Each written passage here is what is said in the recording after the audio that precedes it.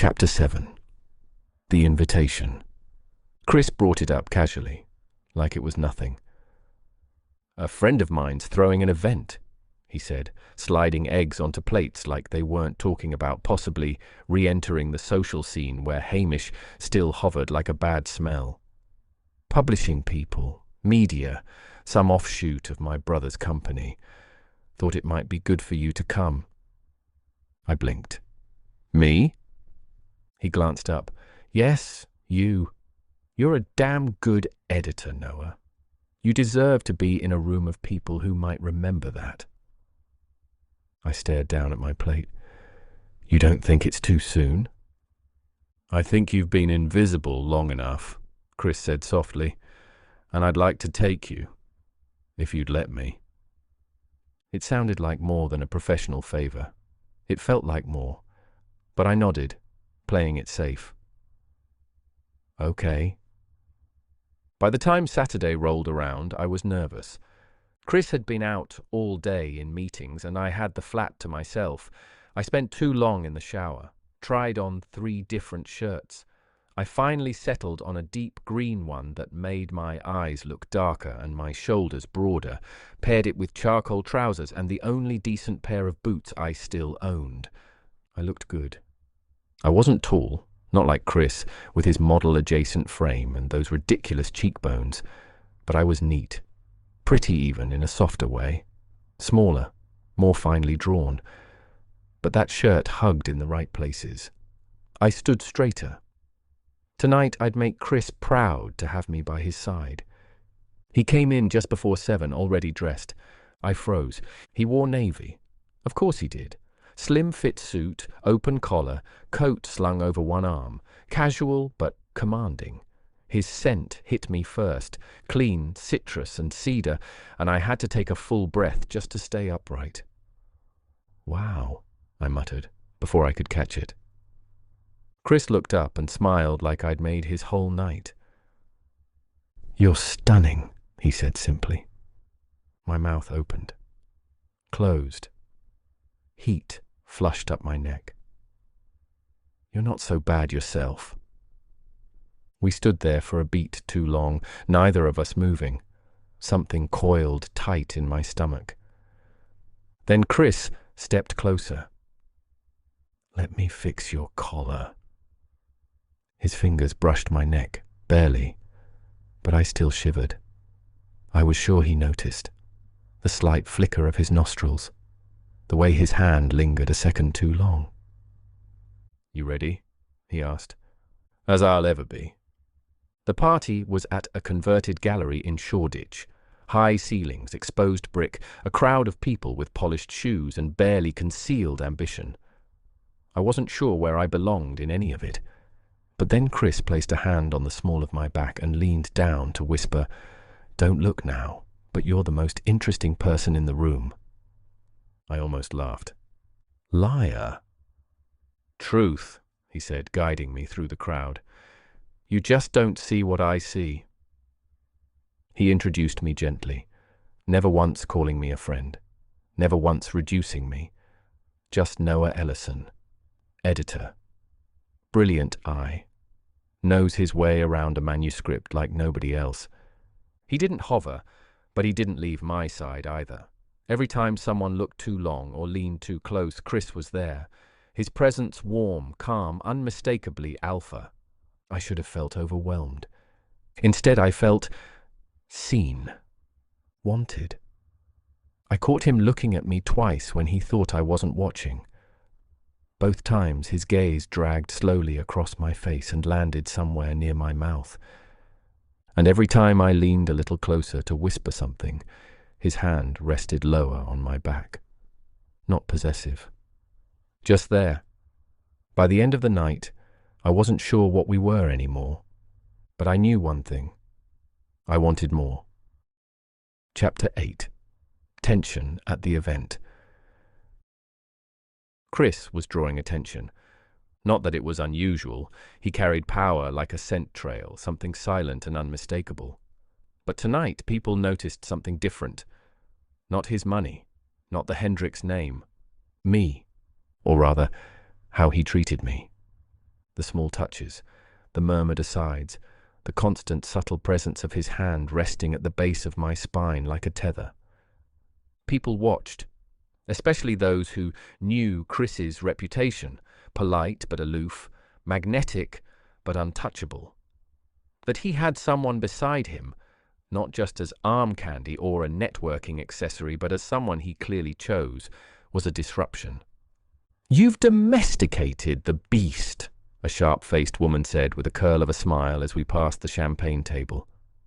Chris smiled politely. "Or maybe I've just come home." I blushed. She raised a brow, and Chris steered me away before she could say more. We'd been making the rounds for maybe an hour when I saw her. Claire Brown.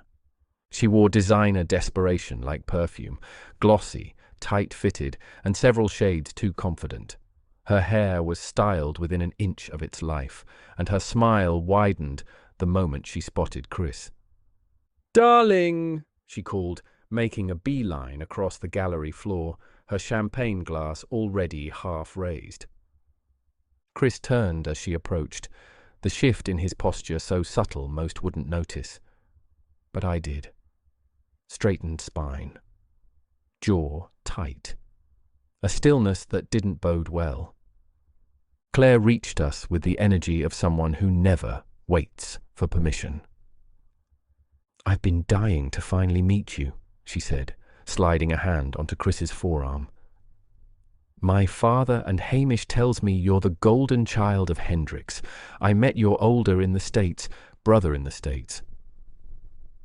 Chris offered a faint smile and nothing else. She laughed a shade too loud. "Claire? Claire Brown. Chris Hendrix, nice to meet you. I've heard about your work at the Christophers. Polite to a fault, but pervish enough to make the woman introduce herself." "I'll take that as a compliment." "You shouldn't," I thought, recalling the week's complaints about our new absentee boss, but tried to maintain a neutral expression. Chris's hand drifted back to my lower back, subtle, grounding. Claire's eyes followed the movement. Her expression dimmed slightly. She turned to me as if noticing me for the first time. "And you are?" "Noah Ellison," I said evenly. "Editor," Chris added, firm. "Brilliant one."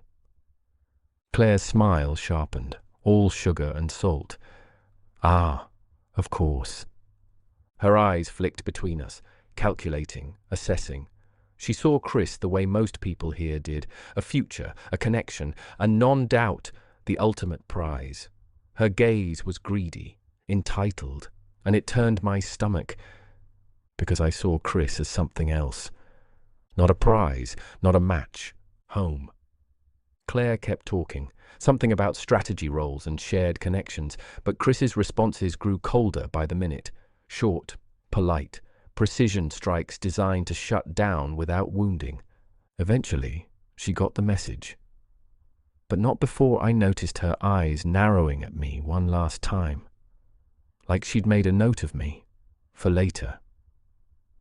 "She's awful," I said, once she was out of earshot. Chris exhaled slowly. "She wants what she can't have, and she's used to getting it." I was still watching her from across the room, the way her eyes occasionally flitted toward us, like she was watching her stock options. "She doesn't see you," I said quietly. "Just a good connection. A match."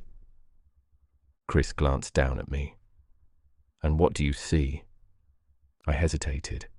And then, before I could lose my nerve, I reached out and squeezed his hand. Firm, intimate, deliberate. Chris's breath caught. His eyes darkened. Heat bloomed behind them. Surprise, then pleasure. It was evident in the soft parting of his lips, the faint scent shift that drifted between us. Even the people nearby must have noticed the subtle change in atmosphere. But it didn't matter, because I'd just realized something important. Chris was worth it. Not just the warmth, not just the kindness, but the fight. He was the kind of person you kept, even if it meant risking embarrassment, even if he didn't want me back that way. Because loving him, even without return, would still be better than giving him away to people like Claire Brown. And Hamish? I wouldn't have raised my voice for him, wouldn't have knowingly wasted a tear. But for Chris, I'd raise hell. I squeezed his hand again, steadier this time. Chris squeezed back. Chris glanced down at me and asked again, "And what do you see?" I hesitated. The weight of his gaze burned straight through me, waiting, not demanding, but open. Then I reached out, bold now, and squeezed his hand. "My person," I said simply. His breath hitched. Around us, I could feel eyes. Claire, possibly. Hamish, maybe. I wasn't sure, but I felt them, watching, waiting for something to fracture. It didn't matter. Because Chris's eyes didn't leave mine. Because joy bloomed in them, quiet and deep and full. Because the second I said it, we both knew there was no going back. Not from this, not from us. And even with the weight of unwanted eyes on us, I couldn't look away from him. There was nothing shameful in what we were. Only the steady, silent agreement of two people finally stepping toward the same truth. Chapter 9. The Opportunity. I didn't expect much to come from the event. Not really. It felt like one of those nights you replay in your head, not because of the connections you made, but because of the way someone looked at you across a crowded room and knew. But 2 days later, I got an email from a senior acquisitions editor at a mid-sized but fiercely independent publisher. One I admired. "Chris Hendricks mentioned your name at the Shoreditch event." Would my hands trembled over the keyboard. I reread it 5 times before I dared respond.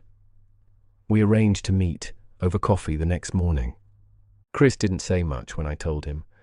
Just handed me a travel mug of the coffee I liked, kissed the side of my head. Kissed, and said, "You've got this." That kiss rewired my day. I walked into that interview with a straight spine and steady voice. I talked about books the way I hadn't in months, what excited me, what I'd championed, the kinds of voices I thought were being overlooked. I didn't mention Hamish. I didn't mention being gutted and abandoned and made invisible. I just showed up as myself. When I left the cafe, my phone buzzed with a follow-up. "We'd love to have you join the team.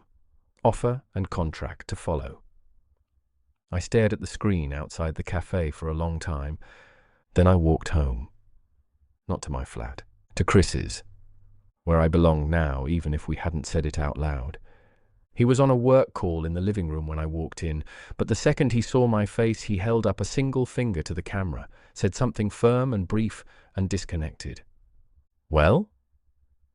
"I got the job." The smile that spread across his face. It was blinding. Not proud, not possessive, just genuinely happy. "For you," he said, "not in spite of everything, not out of pity. For you."